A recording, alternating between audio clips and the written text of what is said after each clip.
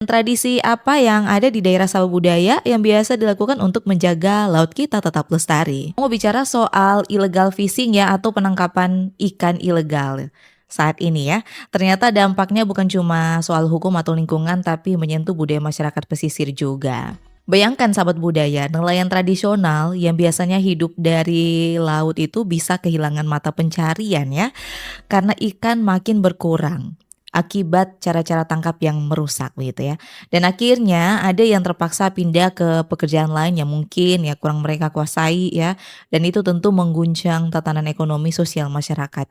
Nah, bukan cuma itu juga soal budaya pengetahuan tradisional mereka seperti kapan waktu terbaik melaut, terus ikan apa yang kira-kira boleh mau tangkap dan cara tangkap yang ramah lingkungan itu perlahan bisa hilang ya.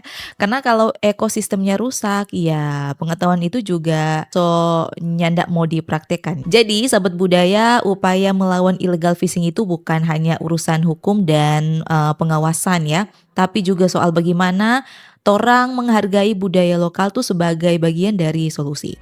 Kalau menurut sahabat budaya, kira-kira apa langkah sederhana yang bisa dilakukan untuk melawan illegal fishing ini? Dan tradisi apa yang ada di daerah sawah budaya yang biasa dilakukan untuk menjaga laut kita tetap lestari?